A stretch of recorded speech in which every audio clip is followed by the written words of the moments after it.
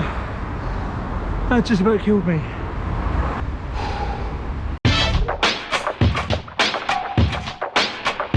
Good morning, and this morning I'm off on a mini adventure. I'm off back up to Newcastle to see family, but don't worry, I'm not cycling the 300 miles there, although that would be a pretty epic adventure. No, I'm getting the train up, but I will be cycling from central Newcastle out to Whitley Bay. But the adventurous thing is that I'm taking the Fixie, and it's the first proper ride I'm having on her. So let's see how this goes. But first, I need to get the train up to Newcastle. Let's go.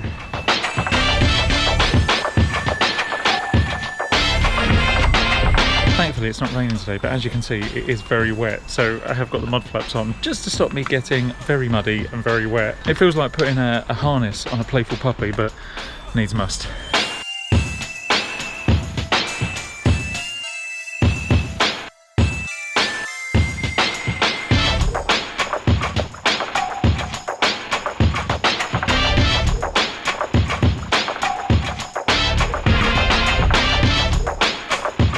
That was 3 trains, 4.5 hours, all condensed down into about a 30-second montage. Right, let's get on the route to Whitley Bay.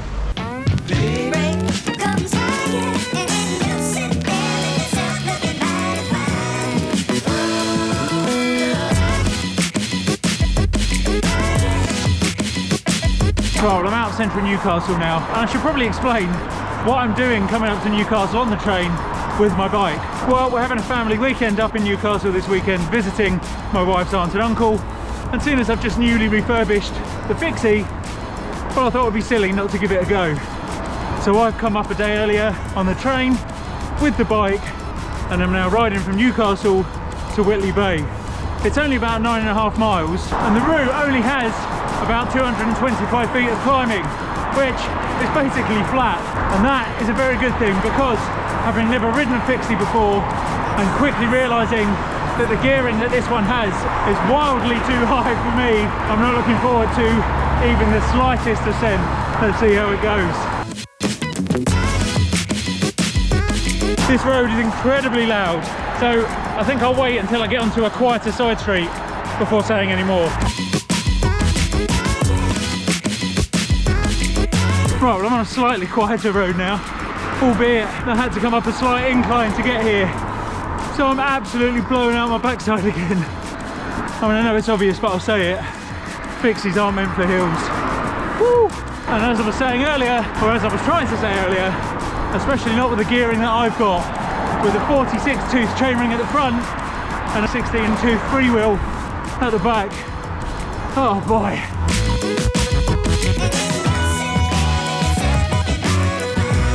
Yeah, this gearing is definitely not for me. I was literally just coming up a 1% incline, and I was down to doing 5 or 6 miles an hour. I mean, it probably doesn't help that thanks to the excesses of Christmas, I'm now carrying 90 kilos of body weight, and I've got a bag on my back with about another 5 or 6 kilos in it. So with all of that said, you may not be surprised to hear that I've been onto my good friend Ali's website and bought a chainring or two, because you know me, I don't like doing things by halves. So I've bought myself a 38, a 40, a 42 and a 44 tooth chainring, as well as a 20 tooth freewheel at the back to go with the 16 I've got on here at the moment, and the 18 that I took off and derusted when I got it. So hopefully very soon I can trial which combination works best for me, and then as I lose weight and get rid of this 6 kilo bag on my back, I can start moving up at the front and down at the back. How's that sound? Is that a plan? What do you think? Is that a sensible thing to do? Or have I lost my tiny mind? Right, here comes another slight incline. Strap in. Oh, and I'm off out of the saddle again. Oh boy, slightest incline. That's all it takes to knock the speed down.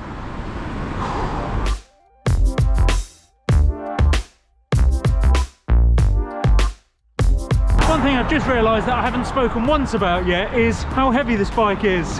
And to be honest, I never weighed it during the strip down and build up of it either. And actually, I haven't posted that video yet, so when I get back from here, before that video goes up, I'm going to weigh the bike and add it to the end of that video. So by the time you watch this video, if you've watched that video, you'll know how much the bike weighs. But as it currently stands, I don't.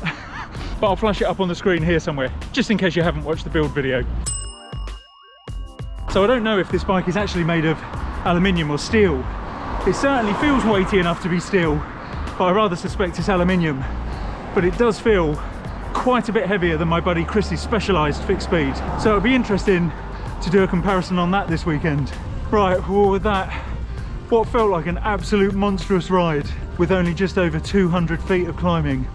I don't think I've ever been so knackered and out of breath with such a low value elevation. Oh boy. But if you're thinking of getting a fixie, my advice would be test ride it and make sure that you get the right freewheel at the back and chainring at the front, because it can make a massive difference to your ride. So my conclusion, absolutely beautiful bike, needs a bit of getting used to, but hopefully a good few more rides and a slightly smaller chainring at the front should do me right. Well, I'm gonna go in for a cup of tea and a well-earned rest and a breather. As ever guys, thank you very much for watching, and I'll see you in the next one. Take care.